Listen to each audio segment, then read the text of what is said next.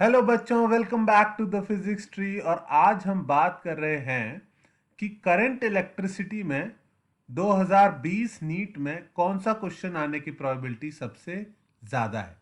तो इस वीडियो में मैं बताऊंगा कि लास्ट 10 इयर्स में किस तरह के क्वेश्चन आए हैं, और आपको अगर लास्ट वीक में रिवाइज करना है करंट इलेक्ट्रिसिटी तो कौन सा टॉपिक या कौन सा फॉर्मूला आपको ज़रूर पता होना चाहिए। Is that clear? ठीक है। सबसे पहले हम लोग देखते हैं कि करंट इलेक्ट्रिसिटी में ओम्स लॉ में लास्ट 10 इयर्स में किस तरह के क्वेश्चन आए। तो मैंने 7 टॉपिक्स बांट दिए हैं और मैं आपको दिखाऊंगा कि सबसे ज्यादा प्रोबेबिलिटी, देखो आपको खुद ही दिख जाएगा सबसे ज्यादा प्रोबेबिलिटी कौन से टॉपिक पे आने की है। ठीक है, लेकिन इसका मतलब ये नहीं है कि हम दूसरे टॉपिक छोड़ दें। तो मैं आपको बताऊंगा कि ओम्स लॉ में जो आपको दिख रहा है लास्ट 10 इयर्स में 1 2 3 4 5 6 क्वेश्चन आए हैं, आपको मैं बताऊंगा कि इन 6 में एक्चुअली 2 ही फॉर्मूले पूछे गए। 6 क्वेश्चन लास्ट 10 इयर्स में ओम्स लॉ में सिर्फ 2 फॉर्मूले पूछे गए। आई नो कि आप बहुत सारे टाइप के क्वेश्चन सॉल्व करते रहते हो और कई बार आप ये नहीं देखते हो कि पूछा क्या जा रहा है। बहुत सारे स्टूडेंट्स इतनी मेहनत करते हैं लेकिन उनको ये नहीं पता कि हमारे एग्जाम में क्वेश्चन किस टाइप का आता है। उन्हीं बच्चों के लिए ये वीडियो मैंने बनाई है जो मेहनत तो कर रहे हैं लेकिन उनको रिजल्ट नहीं मिल रहा, लेकिन उनको अच्छे मार्क्स नहीं मिल रहे।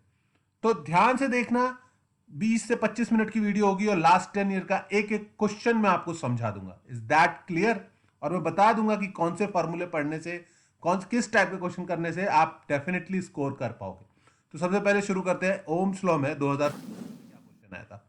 2017 में क्वेश्चन आया था, the resistance of a wire is R, it is melted and stretched to n times its original length, its new resistance will be. कितना इजी क्वेश्चन है। सबसे बेसिक फॉर्मूला रेजिस्टेंस का क्या होता है? R equals to rho L by A. तो question में दिया था कि पहले इसकी रेजिस्टेंस आर थी, तो मान लिया इसका area A, length L, resistance R, resistivity rho है। और जब इसको खींचा, आप किसी वायर को जब खींचोगे, जब यहां से यहां इसको हमने स्ट्रेच किया तो स्ट्रेच करने से लेंथ एन टाइम्स बढ़ा दी। अगर लेंथ एन टाइम्स बढ़ाई है तो क्या होगा? लेंथ एन टाइम्स बढ़ाने से ऑब्वियस सी बात है कि एरिया एन टाइम्स कम हो जाएगा। इसको समझ लो कि लेंथ और एरिया का मल्टीप्लीकेशन होता है वॉल्यूम। वॉल्यूम क्या होता है? Cross section area into length. और इसका मल्टीप्लीकेशन चेंज नहीं होगा क्योंकि खींचने से या कंप्रेस करने से आप एरिया और लेंथ को चेंज कर सकते हो लेकिन वॉल्यूम को चेंज नहीं कर पाओगे। तो अगर आपने लेंथ n टाइम्स इंक्रीज करी तो एरिया n टाइम्स डिक्रीज हो जाएगा। नई रेजिस्टेंस कितनी आएगी? एक सेकंड में आप कैलकुलेट कर सकते हो। रो एल की जगह n टाइम्स एल बाई ए की जगह a बाई n। और देखो ये n कैंसिल नहीं होंगे, it will be n square rho L by A. तो क्या याद रखना है कि अगर वायर को n टाइम्स इंक्रीज किया लेंथ में तो उसकी resistance n square times increase हो जाएगी। समझ में आई बात? अगला क्वेश्चन देखते हैं 2015 का। 2015 में सेम क्वेश्चन था, same question, same formula, R equals to rho L by A. But इसमें क्या बोला था? Two metal wires of identical dimension are connected in series if A1 and A2 are their conductivities. देखो confuse करने के लिए resistivity की जगह कंडक्टिविटी दे दिया, तो इसमें इसमें कंफ्यूज होने की कोई बात ही नहीं है। कंडक्टिविटी जिसको सिग्मा से रिप्रेजेंट करते हैं वो होता है 1 अपॉन रेजिस्टिविटी जिसको रो से रिप्रेजेंट करते हैं। तो आप कंडक्टिविटी की जगह रेजिस्टिविटी लेके क्वेश्चन सॉल्व कर लो और लास्ट में आंसर को उल्टा कर देना। That's it. अगर दो रजिस्टर हैं, एक की रेजिस्टिविटी रो 1 मान लेते हैं, दूसरे की रो 2 मान लेते हैं, तो उनको सीरीज में चिपकाएंगे तो आर इक्विवेलेंट निकाल सकते हो या नहीं निकाल सकते हो? आर इक्विवेलेंट कितना होगा सीरीज में? R1 plus R2। R1 कितना होगा? रो 1 एल बाई ए। R2 कितना होगा? रो 2 एल बाई ए। और ये आ गई आपकी आर इक्विवेलेंट।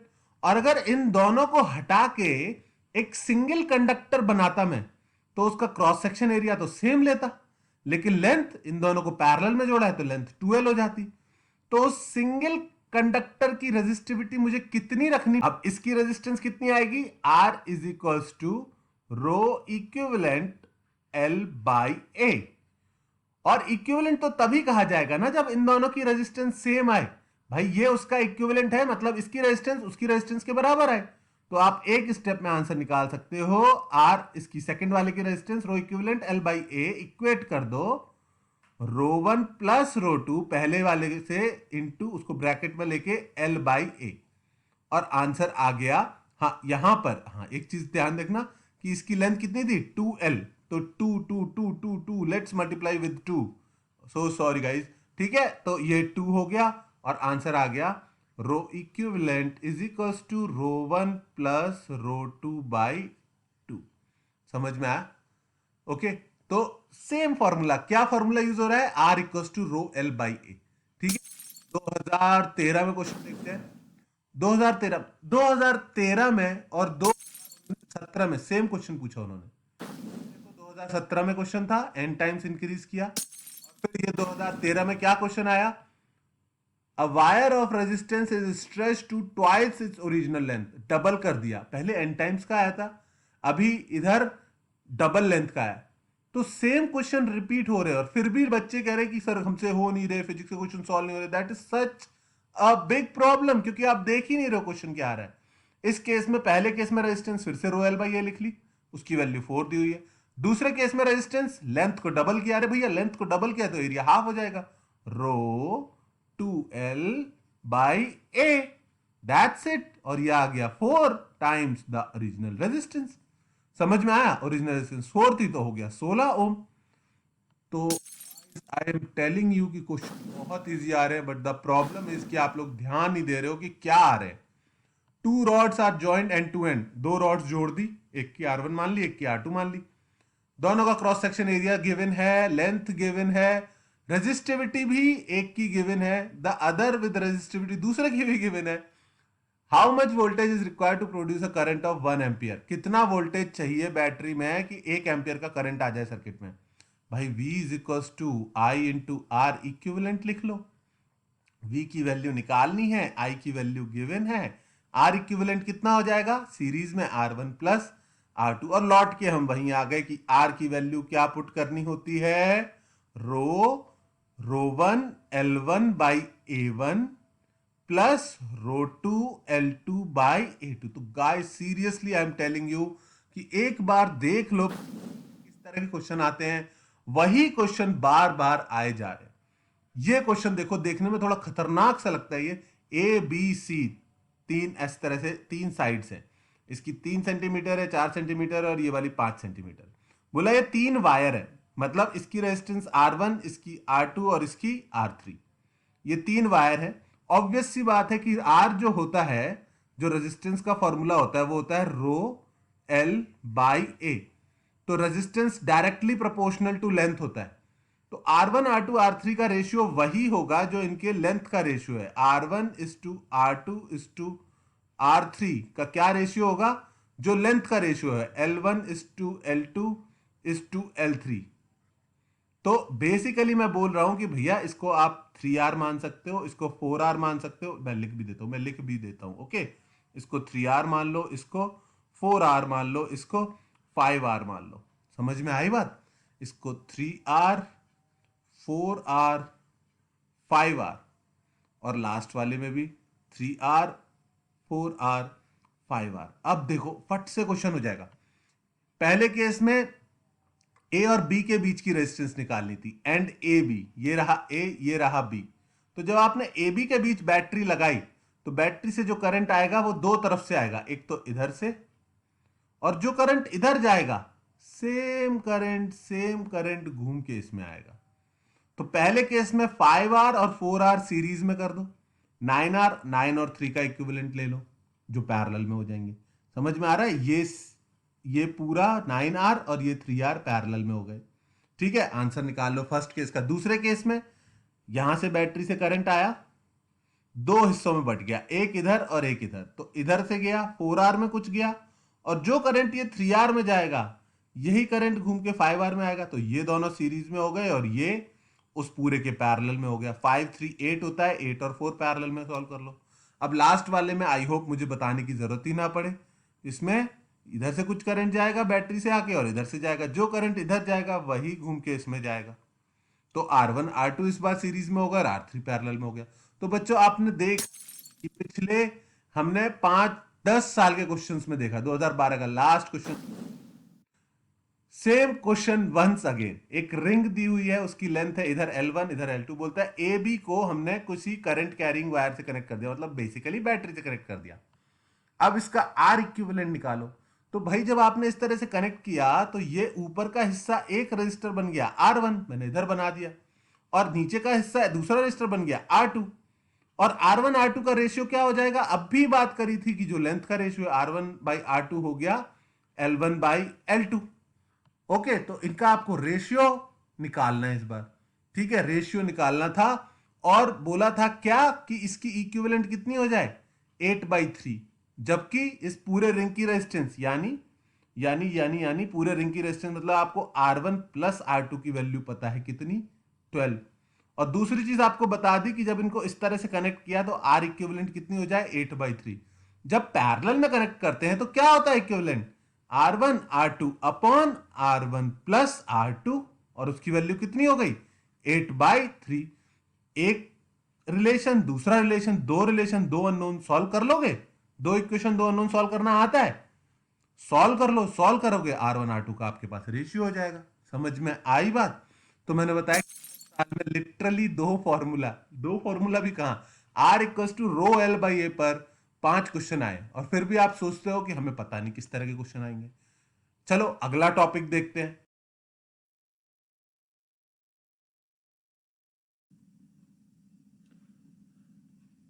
ओके बच्चों, नेक्स्ट टॉपिक है हमारा सर्किट एंड बैटरीज। ओके, तो सर्किट एंड बैटरीज में क्या है कि बैटरी की इंटरनल रेजिस्टेंस और बेसिक सर्किट्स के ऊपर जो क्वेश्चन आते हैं। तो मैं आपको ये बताना चाह रहा हूं कि देखने में लगेगा कि 10 साल में सर बैटरी और सर्किट पे तो 4 ही क्वेश्चन आए हैं, लेकिन मैं आपको बता रहा हूं कि इन 4 में से 3 क्वेश्चन एक्चुअली सेम है। मतलब आप देखो 2018 क्वेश्चन आया है। ओके, ये बैटरी, ये तो सर्किट प्रॉब्लम है। दूसरा क्वेश्चन आया है, इसमें क्या है, कई सारी बैटरीज लगी हुई है, हर एक की ईएमएफ है E और इंटरनल रेजिस्टेंस है R, और उन सब को लाइन से लगा के फिर उनके टर्मिनल्स को शॉर्ट कर दिया गया है। ओके, N आइडेंटिकल सेल्स लगे हुए हैं और उनके एंड पॉइंट्स को शॉर्ट कर दिया गया है। तो इसमें समझना इस बात को कि अगर लाइन से बैटरीज लगा दी जाए तो उनका ईएमएफ जुड़ जाता है, मतलब इस सर्किट का नेट ईएमएफ हो जाएगा N टाइम्स E। और सीरीज में जब रेजिस्टर्स होते हैं तो उनकी रेजिस्टेंस भी जुड़ जाती है, तो इस सर्किट का R इक्विवेलेंट होगा N टाइम्स R। और अब सोचो करंट कितना आएगा इस सर्किट का, करंट आएगा total EMF NE upon total resistance NR। मतलब कि आप कितनी भी बैटरीज लगाते रहो, ये जो करंट आया ये इस N के इंडिपेंडेंट आ गया। समझ में आ रही है बात। तो अगर एक्सटर्नल रेजिस्टर नहीं लगाया, इस केस में बोला था the terminals of battery are short circuited, मतलब एक्सटर्नल रेजिस्टर नहीं लगाया, उस केस में बैटरीज आप कितनी भी सारी लाइन से कनेक्ट कर दो, उनका करंट कितना रहेगा, एक सिंगल बैटरी की वजह से जो करंट आएगा E/R। तो इस केस में ऑफ कोर्स आंसर ये हो जाएगा कि सीधा सीधा ग्राफ जाएगा, करंट और का N पर कोई डिपेंडेंसी नहीं होगी। लेकिन ये देखना कि नीट में बैटरी और इंटरनल रेजिस्टेंस से रिलेटेड क्वेश्चन ही पूछते हैं। मैं आपको दिखाता हूं इसके ऊपर और क्वेश्चन। 2013 देखो, the internal resistance of a cell which gives 0.2 ampere current through a resistor of 100 ohm. तो क्या पसंद है इनको, एक्सटर्नल रेजिस्टेंस दे दिया आपको, ओके, ईएमएफ दे दिया और आर पूछ लिया। तो इस केस में ऑफ कोर्स करंट की वैल्यू सीख लो कि अगर बैटरी कनेक्टेड है तो करंट की वैल्यू कितनी हो जाएगी, EMF upon external resistance plus internal resistance. वो जो अभी हमने क्वेश्चन देखा था उसमें एक्सटर्नल रेजिस्टेंस नहीं थी, पर आर की वैल्यू 0 कर दो तो क्वेश्चन तो वही रहा ना। तो इस केस में अब आपको I की वैल्यू पता है, यस, 0.2 एम्पियर, E की वैल्यू पता है, यस, एक्सटर्नल रेजिस्टेंस पता है, यस, तीनों वैल्यू यहां पुट करो और आपके पास स्मॉल r की वैल्यू कैलकुलेट हो जाएगी।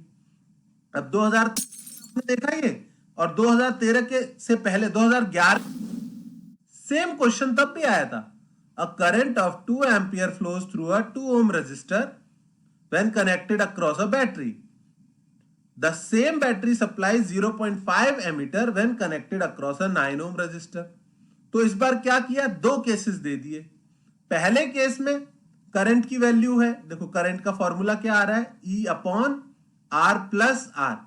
तो पहले केस में करंट की वैल्यू 2 है, ई की वैल्यू कितनी है नहीं, ई की वैल्यू हमको गिवन है नहीं पता, ई अपॉन इंटरनल रेजिस्टेंस नहीं पता, आर प्लस, पर पहले केस में एक्सटर्नल रेजिस्टर कितना है 2 ohm, a current 2 ampere flows through a 2 ohm resistor, तो इसकी वैल्यू पता है, ये पुट कर दिया।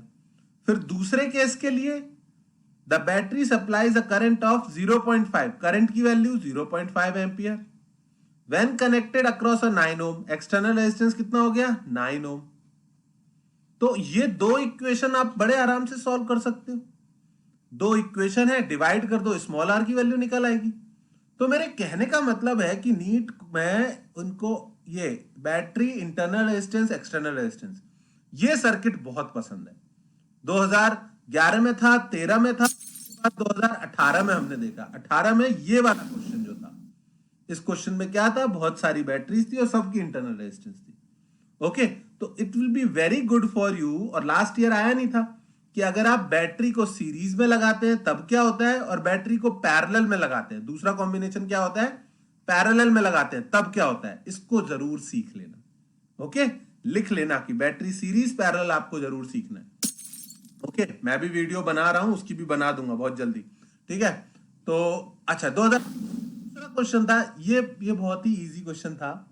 पहले set of n equal resistor are connected in series, पहले n रजिस्टर सीरीज में लगा दिए, करंट कितना होगा, अरे ये भी वही फॉर्मूला है, E upon R plus R, पर ध्यान से देखो इसमें इंटरनल रेजिस्टेंस भी कैपिटल आर है और एक्सटर्नल n रजिस्टर्स है, तो एक्सटर्नल हो जाएगा एन आर और इंटरनल हो जाएगा सिर्फ सिंपल कैपिटल आर। तो ये पहले वाले केस में आ गया करंट, और दूसरे केस में करंट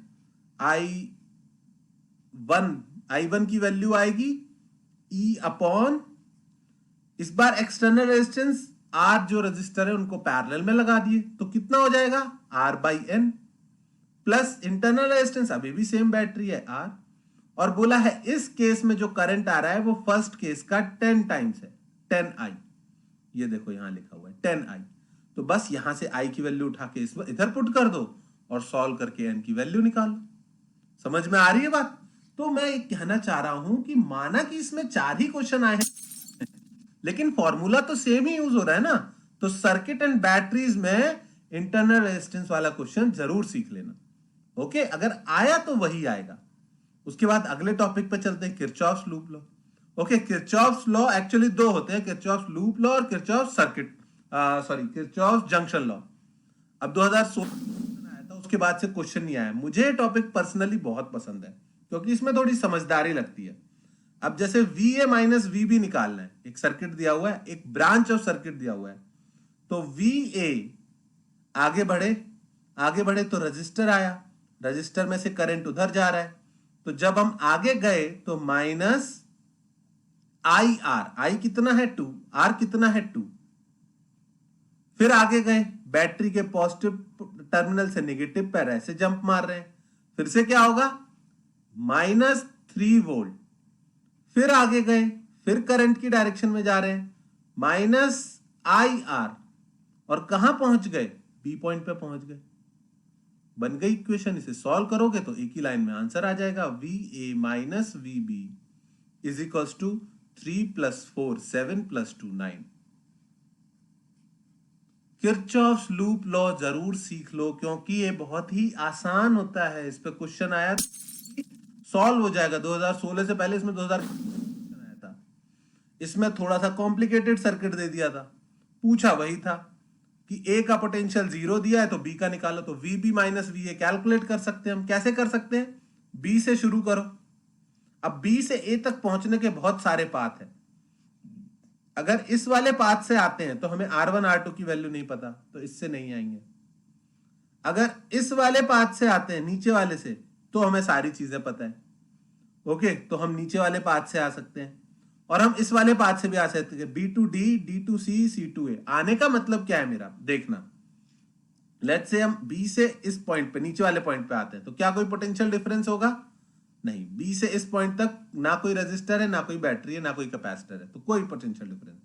फिर इस पॉइंट से इसको कुछ नाम दे दूं, ई बोल दूं, बी से ई कोई चेंज नहीं, ई से सी, करंट आगे जा रहा है, आप पीछे आ रहे हो। भाई करंट के अपोजिट जाओगे, नदी के अपोजिट जाओगे तो हाई डायरेक्शन में जाओगे ना, तो करंट के अपोजिट आओगे तो पोटेंशियल राइज होगा।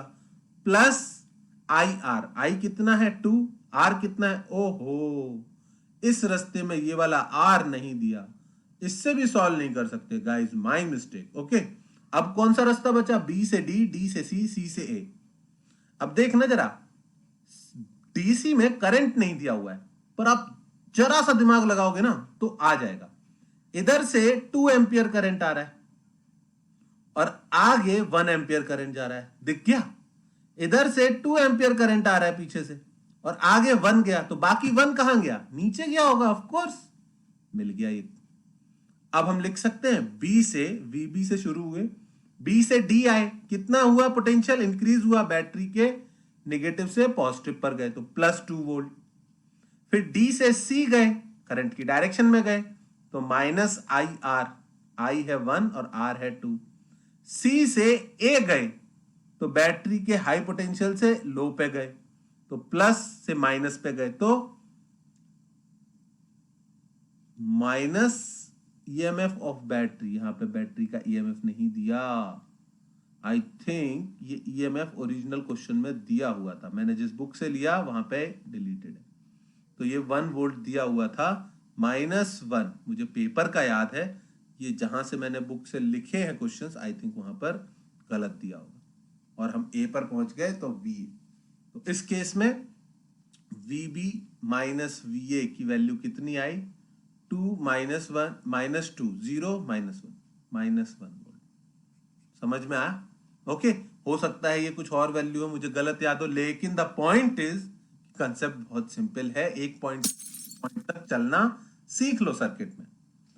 अब आते हैं सबसे इंपॉर्टेंट मुझे जो टॉपिक लगा, वो है एमीटर, वोल्टमीटर, मीटर ब्रिज, मतलब इलेक्ट्रिकल इक्विपमेंट्स। ठीक है, इलेक्ट्रिकल इक्विपमेंट्स मैंने एक जगह डाले हैं, पोटेंशियोमीटर अलग डाला है, क्योंकि ये अपने आप में बहुत बड़ी मुसीबत है और इस पर भी बहुत क्वेश्चन आते हैं। एमीटर, वोल्टमीटर, मीटर ब्रिज पे किस तरह के क्वेश्चन आते हैं देखो, ये लास्ट ईयर का क्वेश्चन है। In circuit the reading of voltmeter and ammeters will be, तो कंपैरिजन दिया हुआ था कि दोनों केसेस में सेम आएगी रीडिंग, अलग अलग आएगी, ज्यादा आएगी, कम आएगी। अब क्या डिफरेंस है इन दोनों में, सिर्फ इतना डिफरेंस है कि यहां पे वोल्टमीटर अकेला है और यहां पे वोल्टमीटर के साथ सीरीज में एक 10 ओम की रेजिस्टेंस लगा दी और फिर पूछा था रीडिंग में कुछ डिफरेंस होगा या नहीं होगा। तो ये ध्यान रखना बच्चों कि नीट में हमेशा एमीटर और वोल्टमीटर लिए जाते हैं ideal, ideal ammeter and voltmeter. Ideal के केस में वो एमीटर की रेजिस्टेंस होती है 0 ओम और वोल्टमीटर की रेजिस्टेंस होती है इंफिनिटी। जब तक मेंशन नहीं किया है आपको एमीटर 0 ओम लेना है, वोल्टमीटर इनफाइनाइट लेना है। तो अगर यहां पर इनफाइनाइट रेजिस्टेंस है तो अगर इंफिनिटी में 10 ऐड कर दें तो क्या कुछ भी फर्क पड़ेगा? अगर इंफिनिटी के आगे 10 ओम और लग गया तो आई थिंक कोई फर्क नहीं पड़ेगा। तो दोनों केस में रीडिंग सेम थी। समझ में आया आपको कंसेप्ट कि वोल्टमीटर की आइडियली होती है रेजिस्टेंस इंफिनिटी, और अगर इंफिनिटी है तो इंफिनिटी में 10 ऐड करने से कुछ फर्क नहीं पड़ेगा, it will still remain infinity. समझ में आई बात? ओके, तो वोल्टमीटर और एमीटर का कंस्ट्रक्शन पढ़ लो, उस पर क्वेश्चंस आते हैं। ठीक है, 2019 क्वेश्चन आया था, हाँ ये मीटर ब्रिज पे क्वेश्चन आया था, the metre bridge shown in the place. Metre bridge पता है P1 by P2 equals to L1 by L2 हो जाए तो गैल्वेनोमीटर में से कोई करंट पास नहीं करता है। ओके, ये व्हीटस्टोन ब्रिज पर बेस्ड होता है, जिसमें R1 by R2 अगर R3 by R4 हो जाए तो कोई फर्क नहीं पड़ता है। तो याद रखो इसको कि व्हीटस्टोन ब्रिज में बोला है if the position of galvanometer and cell are interchanged, galvanometer और सेल की पोजीशन इंटरचेंज कर दी, मैंने इंटरचेंज करके यहां बना दिया। ओके, तो क्या सर्किट पे कोई फर्क पड़ेगा? सर्किट पे फर्क पड़ेगा, लेकिन ये अभी भी व्हीटस्टोन ब्रिज ही रहेगा। व्हीटस्टोन ब्रिज में अगर गैल्वेनोमीटर और बैटरी की पोजीशन चेंज करते हैं, एक्सचेंज करते हैं, तो वो स्टिल व्हीटस्टोन ब्रिज रहता है। देखना, मैं दिखाने की कोशिश करता हूं बहुत कम टाइम लेते हुए। यहां से करंट गया बैटरी से, इधर और इधर 2 पार्ट्स में बटा। ओके, इधर से गया, फिर इधर से गया, लेट्स से आई करंट आया, I1 इधर गया, I2 इधर गया, यहां से I1 आया, यहां से I2 आया, और जुड़ के दोनों वापस क्या बन गए, I करंट। ऐसा ही इसमें भी होता है, देखो यहां से I करंट गया बैटरी से, ओके, इधर गया I1, इधर गया I2, I1 आगे जाके इधर गया नीचे I1, इधर गया I1, ऐसे ही I2 आगे जाके नीचे गया I2, फिर इधर गया, और ये दोनों वापस जाके फिर बैटरी में गए वापस। तो गैल्वेनोमीटर और बैटरी चेंज करने से व्हीटस्टोन में और मीटर ब्रिज में कोई फर्क नहीं पड़ता है, तब भी रीडिंग सेम आती है। ओके, तो इसको समझ लो, याद भी रखो। उससे पहले दो एमीटर वोल्टमीटर पर मतलब इक्विपमेंट्स पे क्वेश्चन आए थे 2015 में। देखो 3 साल का गैप हुआ, फिर एक साथ 2 क्वेश्चन आ गए। तो गैप का मतलब आप ये नहीं सोच सकते कि क्वेश्चन नहीं आएगा। किरचॉफ लॉ में 3 साल से गैप था, और अब मुझे लग रहा है क्वेश्चन आ सकता है। ओके, तो 2015 में इस क्वेश्चन आए थे। हाँ, the circuit contains a ammeter, a battery and a resistor. The ammeter has a coil. इसमें एमीटर के कंस्ट्रक्शन पे क्वेश्चन आ गया था। एमीटर का कंस्ट्रक्शन आपको आना चाहिए। एमीटर और वोल्टमीटर का कंस्ट्रक्शन अगर नहीं आता है तो आज ही सीखो, वीडियो देखो या टीचर से पढ़ो, कहीं से भी सीखो, पर सीखो। एमीटर में गैल्वेनोमीटर होता है और एक शंट होता है, और एमीटर की रेजिस्टेंस जो होती है वो इन दोनों का पैरेलल में जो कॉम्बिनेशन से आंसर आए, यानी R1 R2 upon R1 plus R2, जो पैरेलल का फॉर्मूला होता है, और इससे आएगा 19.2 ओम। तो एमीटर की रेजिस्टेंस दी नहीं हुई थी, तो वो अब कितनी ले सकते हैं हम, 19.2 ओम। ये 19.2 मिल गया, ये 40.8 मिल गया, टोटल हो गया 60। ईएमएफ दिया हुआ है, करंट निकल गया। समझ में आई बात? तो क्या सीखना है आपको, एमीटर और वोल्टमीटर का कंस्ट्रक्शन। ओके, 2015 में। अच्छा, एक और क्वेश्चन था सेम कंसेप्ट पे, एक और क्वेश्चन था। इसमें क्या दिया है, 3 वोल्ट मीटर दिए, लेकिन उनकी रेजिस्टेंस देखो, अगर उन्होंने मेंशन कर दिया खुद से तो फिर आपको लेना पड़ेगा। ओके, तीनों वोल्ट मीटर की रेजिस्टेंस दी हुई है, R 1.5R और 3R।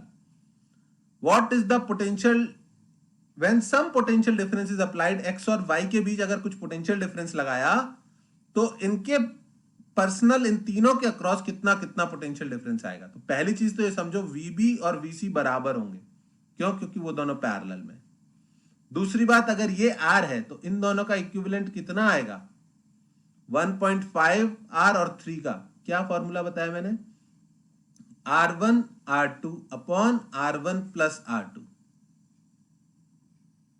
तो ये इससे गया 3 टाइम्स और ये इससे गया 3, तो ये R ही आ गया। तो इन दोनों का इक्विवेलेंट कितना आ गया, R। ये R है, ये R है। अगर यहां से यहां तक पोटेंशियल डिफरेंस V है तो इतने पार्ट में भी V/2 होगा और इतने पार्ट में भी V/2 होगा।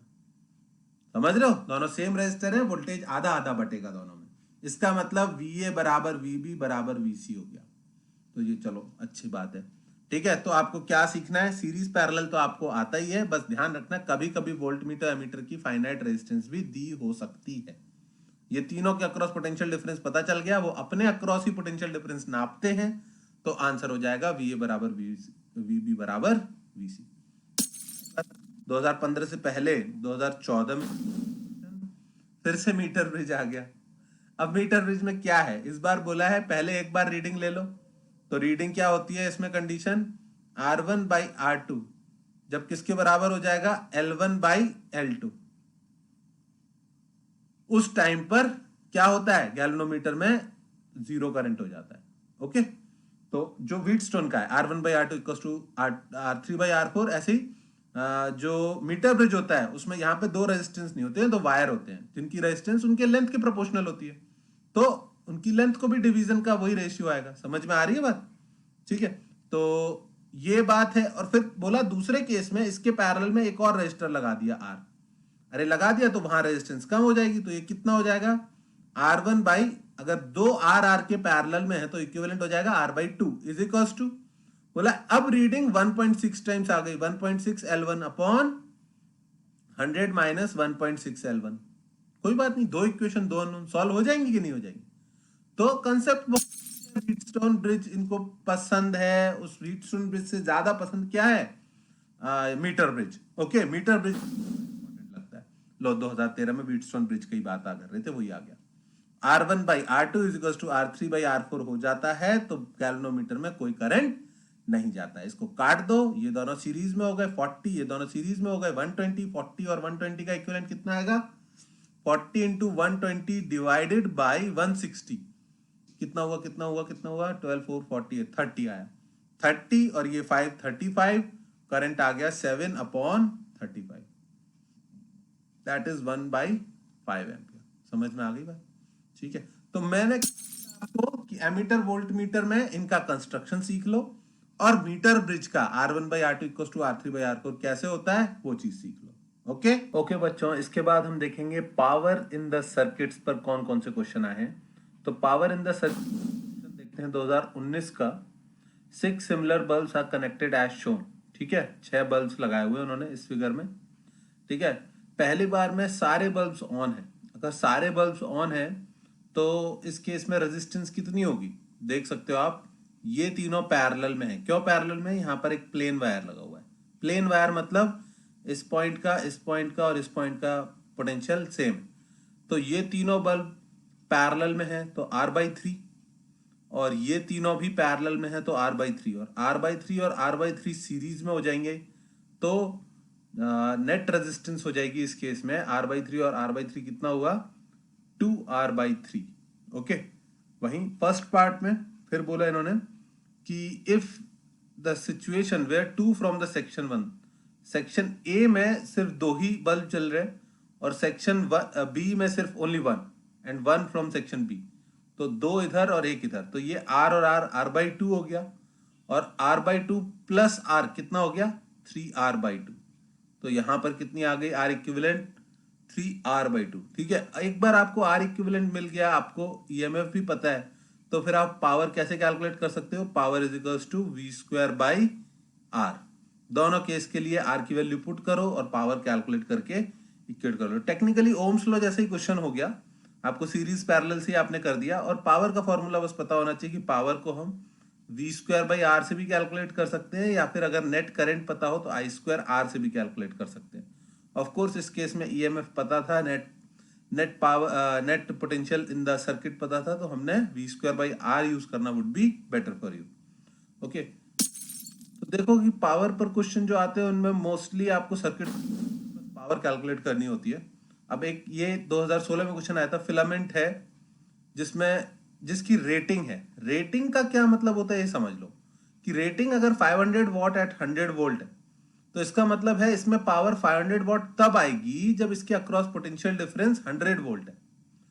ठीक है, अब यहां पर इन्होंने बोला है the is used in a 230 volt main supply, मतलब जो सप्लाई है 230 वोल्ट की है। तो अगर 230 वोल्ट की सप्लाई है तो इसमें 100 वोल्ट क्यों आएगा? इसमें ज्यादा भी आ सकता है और कम भी आ सकता है, पर आगे बोला है when a resistance R is connected, ये रेजिस्टेंस R कनेक्टेड कर दी तो इट वर्क्स परफेक्टली। मतलब रेजिस्टेंस R में बाकी का पोटेंशियल चला गया। कितना चला गया? 130 वोल्ट यहां है और 100 वोल्ट यहां है, and the bulb consumes 500 what. मतलब अगर रेजिस्टेंस R लगाई तो बल्ब में पोटेंशियल डिफरेंस कितना आ रहा है? 100 वोल्ट, अपनी 500 वॉट पावर जनरेट कर रहा है। तो इस केस में बेसिकली आपको बल्ब की रेजिस्टेंस चाहिए होगी सॉल्व करने के लिए। बल्ब की रेजिस्टेंस कैसे निकालें? पावर का फॉर्मूला है V²/R।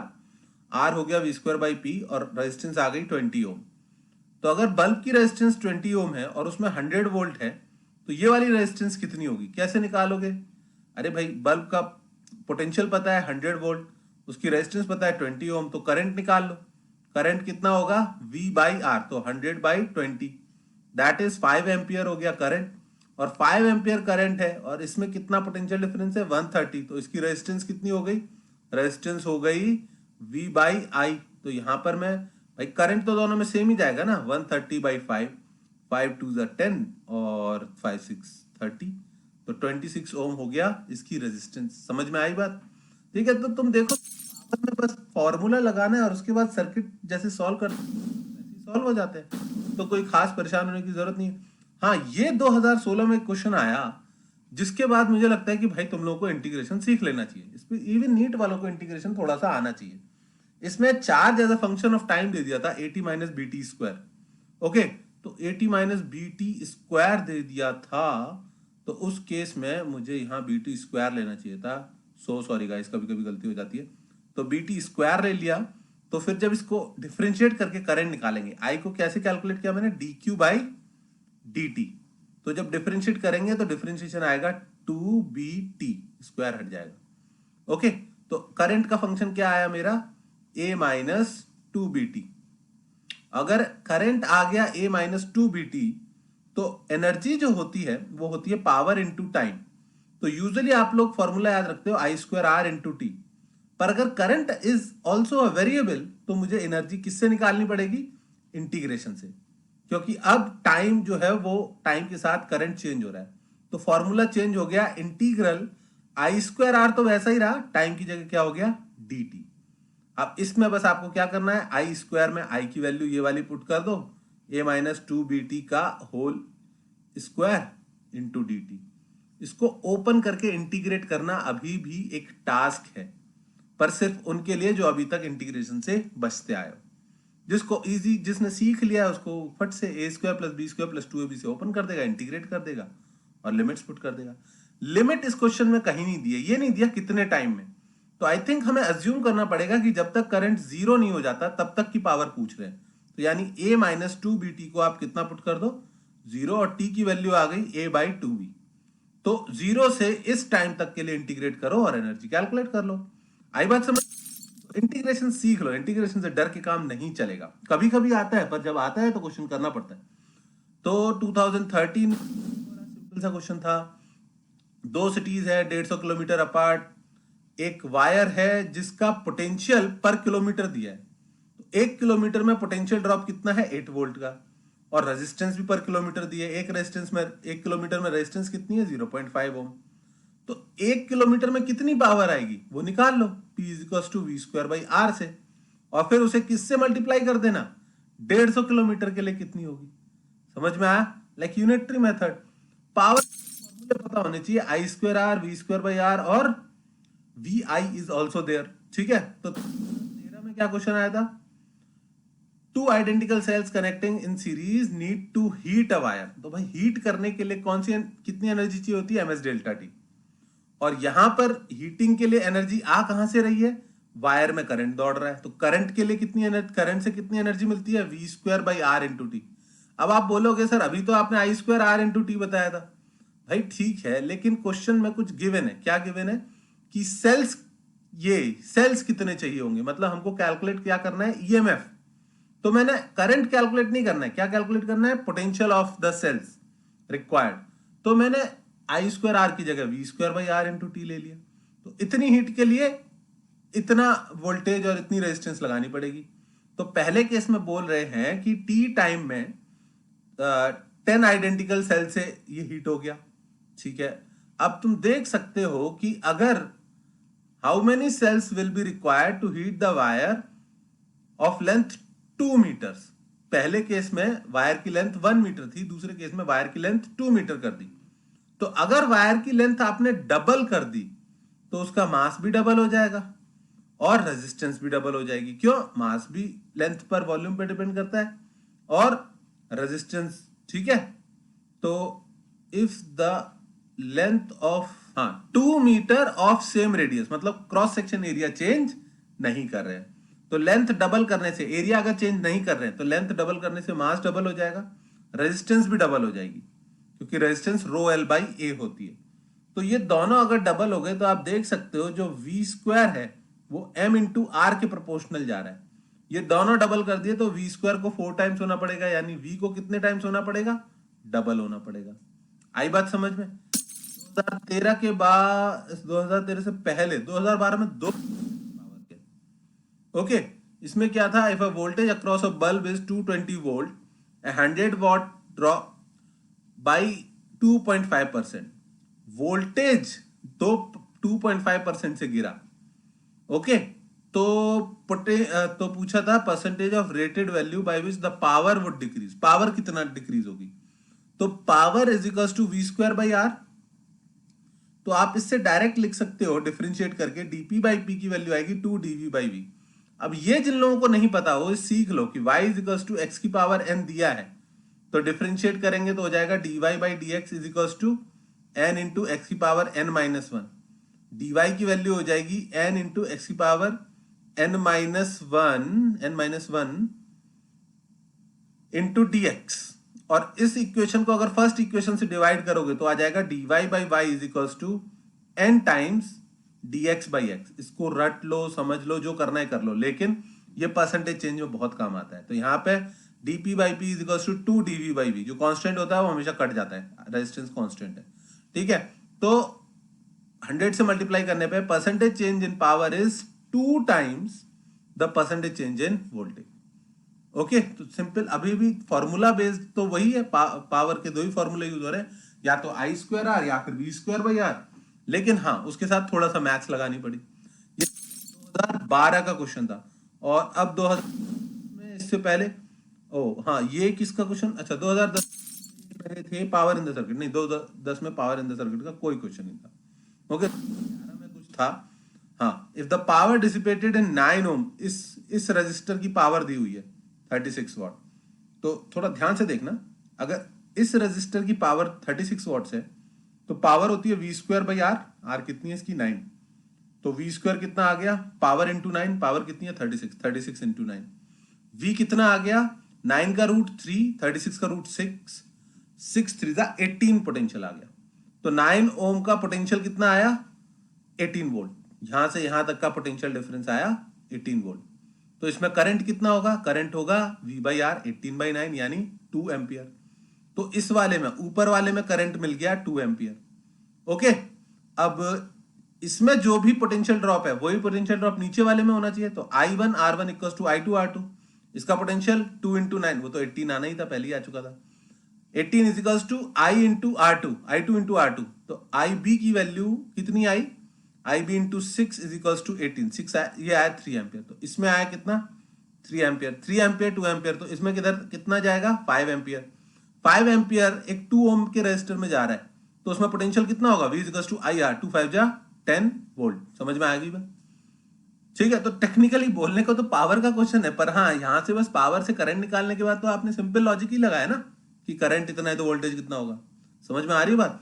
तो ज्यादातर पावर के क्वेश्चन में बस पावर का फॉर्मूला यूज करके आपको करंट की वैल्यू निकालनी है और करंट को फिर यूज करके आगे क्वेश्चन सॉल्व करना है। Got it. इसके बाद मेरा फेवरेट टॉपिक कौन सा, पोटेंशियोमीटर। पोटेंशियोमीटर पर मुझे लगता है कि डेफिनेटली क्वेश्चन आएगा, लाइन से क्वेश्चन आ रहे हैं, पिछले 2 साल में नहीं आया, इस बार हो सकता है एक तो आएगा ही आएगा।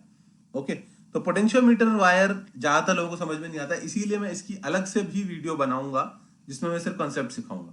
क्वेश्चन देख लो, a potential wire is an accurate and versatile device to make electrical measurement of EMF because its method involves। इसका मेथड में क्या होता है कि एक बड़ी बैटरी का यूज करके 2 पॉइंट्स के बीच पोटेंशियल डिफरेंस ले लेते हैं, VA माइनस VB, और इस वायर में वो पोटेंशियल डिफरेंस है, और एक छोटी बैटरी को उसके कंपेयर करते हैं कि किस पॉइंट पर इस छोटी बैटरी के थ्रू करंट जाना बंद हो जा रहा है। तो वो तब होगा जब VA माइनस VX, इन 2 पॉइंट का पोटेंशियल डिफरेंस इस बैटरी के EMF के बराबर हो जाएगा।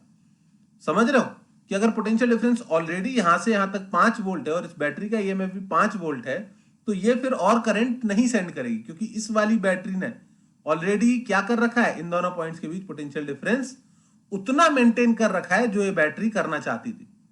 समझ में आई बात। एक बैटरी करंट क्यों फ्लो करती है सर्किट में, क्योंकि उसे पोटेंशियल डिफरेंस मेंटेन करना होता है।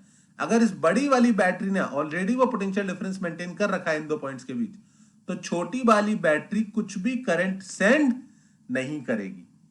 ओके, तो पोटेंशियल डिफरेंस में इसका EMF कैसे कैलकुलेट करते हैं, यहां से यहां तक, मतलब A से B तक जो पोटेंशियल डिफरेंस है VA minus VB divide by total length LAB into length of this small part x1. This is the potential difference between point A and point X, VA minus VX। समझ में आई बात। और जब ये VA minus VX, इसको बोल देते हैं पोटेंशियल ग्रेडियंट, जब ये KX1 किसके बराबर हो जाएगा, उस छोटी बैटरी के EMF के बराबर, तब वो छोटी बैटरी कोई करंट सेंड नहीं करेगी। तो उसका ईएमएफ का क्या फॉर्मूला निकलता है, KX1। ओके, ये इसके लिए मैं अलग से भी वीडियो बना रहा हूं सिखाने के लिए, आते हैं उनको अभी बता रहा हूं कि क्या किस तरह से कंसेप्ट है। कभी नहीं पढ़ा कि सर मैंने तो पढ़ा ही नहीं, पोटेंशियोमीटर कभी समझ ही नहीं आया, उनके लिए मैं अलग से वीडियो बना रहा हूं, वो देख लेना ध्यान से। 2016 में भी यही क्वेश्चन था, बस इस बार इधर एक की जगह दो बैटरी लगा दी थी। पहले दोनों बैटरी सपोर्ट में लगा दी थी, E1 और E2, फिर अपोजिट लगा दी थी, एक सीधी लगा दी और दूसरी उल्टी लगा दी। ठीक है, तो इसमें इस पहले वाले में हो जाएगा E1 प्लस E2 बराबर KX1 जो कि 50 दिया हुआ है, और दूसरी बार में E1 minus E2 is equal to KX2 जो कि 10 दिया हुआ है। समझ में आई बात है नहीं? दो इक्वेशन, दो अननोन, सॉल्व हो जाएगा क्वेश्चन। 2015 में दो क्वेश्चन पोटेंशियोमीटर के। सोच रहे हो तुम कितना इंपॉर्टेंट टॉपिक है? दो क्वेश्चन आ रहे हैं नीट में आपके। सोचो आप पढ़ के नहीं जा रहे और वहां दो क्वेश्चन आ गए तो क्या होगा। इसमें क्या है, एक रजिस्टर लगा हुआ है, हाँ सब, अरे कुछ भी नहीं, क्वेश्चन में फॉर्मूला पूछ लिया। ये E0 है, ये R1 है, ये E है और ये टोटल लेंथ L है। ठीक है, नहीं टोटल लेंथ L नहीं है, ये जितने पार्ट पे इन्होंने, अरे L और छोटा L बड़ा L नहीं देना चाहिए, समझाने में बड़ी दिक्कत होती है। ये स्मॉल L है और ये टोटल लेंथ कैपिटल L है। तो E की वैल्यू कितनी होगी, तो मैंने क्या बताया अभी अभी, जितना इसमें पोटेंशियल डिफरेंस है VA माइनस VB वो निकाल लो। ओके, और अगर आपने वो निकाल लिया तो फिर आप इसके ईएमएफ को इतने पार्ट के पोटेंशियल से कंपेयर कर सकते हो। फॉर्मूला जो है वो ये है, E is equals to VA minus VB upon total length into length of the small part. Okay, VA minus VB कैसे निकालोगे, I जो मेन सर्किट में करंट है I इनटू इसकी रेजिस्टेंस, इस वायर की रेजिस्टेंस। इस वायर की रेजिस्टेंस कितनी दी है एक्चुअली, किधर दिया किधर दिया किधर दिया, E will be potentiometer wire की ही रेजिस्टेंस स्मॉल एल दी है, सॉरी आर दी है, और यहाँ ये रेजिस्टेंस दिया ही नहीं है, इसकी वैल्यू हमें 0 लेनी पड़ेगी। ठीक है, वो R1 एक्चुअली इसका दिया हुआ है, तो कोई बात नहीं, इजी हो गया और इजी हो गया। I इंटू ये वाली रेजिस्टेंस R, ठीक है, R और upon L into small L। ठीक है, और चूंकि यहां पर कोई और सर्किट में रजिस्टर ही नहीं है तो IR की वैल्यू इस E0 के बराबर ही हो जाएगी। तो ये हो गया E0 L by L। Is that clear? पक्का? ठीक है, आप मैं अभी पूरी थ्योरी बढ़ाने के मूड में नहीं हूं। ठीक है, 2014 में फिर से पोटेंशियोमीटर, तो मतलब हद है। कितनी बार मैं समझाऊं कि पोटेंशियोमीटर सीख लो, बहुत क्वेश्चन आते हैं। ठीक है, तो ये पोटेंशियोमीटर, अच्छा इसमें दिखने में पोटेंशियोमीटर नहीं है, पर बोला है कि कितनी वैल्यू हो, पहले पढ़ लेते हैं question. A and B have negligible resistance with VA, ये दिया हुआ है 12 वोल्ट, ये R1 दिया हुआ है 500 ओम, R दिया हुआ है 100 ओम। पहले तो देखो ये 12 वोल्ट है, ये 500, ये 100 ओम, तो जो भी करंट आएगा 5 टाइम्स पोटेंशियल इसमें होगा और 1 टाइम्स इसमें होगा, और 5 प्लस 1 कितना होना चाहिए, 12। तो 12 के 6 पार्ट्स करो, एक इसको दो 5 इसको दो, तो इसमें पोटेंशियल कितना आएगा, इसमें आएगा 1 पार्ट, मतलब 2 वोल्ट। यहां से यहां तक पोटेंशियल है 2 वोल्ट। तो चूंकि P से Q तक का पोटेंशियल डिफरेंस ऑलरेडी 2 वोल्ट है, अगर आप ये एक बैटरी लगाओगे 2 वोल्ट की तो उसको कोई करंट फ्लो कराने में इंटरेस्ट नहीं होगा। समझ में आई बात? तो वैल्यू ऑफ VB कितना हो गया, 2 वोल्ट। ओके, क्योंकि बहुत लंबी वीडियो हो गया, मैं थ्योरी नहीं पढ़ाने के मूड में हूं, तो मैंने आपको बता दिया कौन कौन से टॉपिक से किस तरह के क्वेश्चन आते हैं। सबसे इंपॉर्टेंट मेरी नजर में, सबसे इंपॉर्टेंट पोटेंशियोमीटर से भी इंपॉर्टेंट है एमीटर, वोल्टमीटर और मीटर ब्रिज। तो फर्स्ट रैंक में इसको दूंगा। सेकंड नंबर पे है पोटेंशियोमीटर, ऑफ कोर्स मुझे पोटेंशियोमीटर बहुत ज्यादा प्रोबेबल लगता है। उसके बाद, और लास्ट 2 ईयर से आए भी नहीं है तो अब एकदम से क्वेश्चन आ सकते हैं उस पर। पावर इन सर्किट भी बहुत इंपॉर्टेंट लगता है। उसके बाद ये सर्किट एंड बैटरीज, बैटरी के parallel battery, series in battery in series, वो वाले कॉम्बिनेशन पर बस 2018 में 2 क्वेश्चन पूछ लेते, तो मुझे लगता है उस डायरेक्शन में ध्यान जा रहा है इनका। फोर्थ, 5th नंबर पे ओम्स लॉ, 6th नंबर पे किरचॉफ्स लॉ, और ये मिसलेनियस मतलब कभी कभी एकदम रैंडम क्वेश्चन दे देते हैं।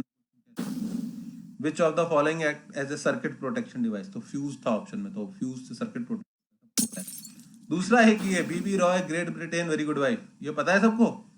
कार्बन रजिस्टर की नेमिंग कैसे करते हैं ये सीख लो, जिसमें 0 1 2 3 4 5 6 7 8 9 होता है, और ये गोल्ड और सिल्वर होता है, ±5% ±10%। ठीक है, तो किसी भी बुक से उठा के देख लो, इसकी तो मैंने वीडियो भी नहीं बनाई है, ठीक है, कहीं से भी उठा के देख लो, किसी भी बुक में तुम्हें मिल जाएगा, मैं भी वीडियो बना दूंगा इसका, कार्बन रजिस्टर को नेमिंग कैसे करते हैं। बहुत सिंपल होता है। 4 मतलब 1 0 1 2 3 4 मतलब येलो आएगा, 7 मतलब ये वॉयलेट आएगा। समझ में आई बात? तो इस तरह से आप देख। तो बच्चों अपन ने देख लिया कि सारे टॉपिक्स पे क्वेश्चन आ रहे हैं, पर सबसे इंपॉर्टेंट कौन सा रहा हमारा, एमीटर वोल्ट मीटर, ये सबसे इंपॉर्टेंट रहा। ओके, और उसके बाद मैंने अभी जो नेमिंग करी थी पीछे पलट के देख लो वीडियो में। ओके, तो मेहनत करो, लेकिन फोकस रखो कि किस तरह के क्वेश्चन पूछे जाते हैं, और उसी को पढ़ो। ऐसे नहीं रैंडम सब कुछ पढ़े जा रहे हैं, सब कुछ पढ़े जा रहे हैं, सब कुछ क्वेश्चन करे जा रहे हैं, ये पता नहीं है कि एग्जाम में पूछा क्या जा रहा है। ठीक है, ओके, चलो best of luck to you guys. जो मैं थ्योरी की वीडियोस पढ़ा रहा हूं उनसे आप पढ़ सकते हो थ्योरी। मैं जनकपुरी दिल्ली में हूं, my name is Anshul Gupta, और अगर फिजिक्स पढ़नी हो तो you can contact me directly. But अभी हम इतना क्लोज है नीट के, तो आई एम गेसिंग कि आपको खुद से पढ़ने की ज्यादा जरूरत है, आपको खुद से रिवाइज करने की ज्यादा जरूरत है। उसके अलावा भी अगर जरूरत है तो you can contact me and I will be happy to help. Okay, bye, take care.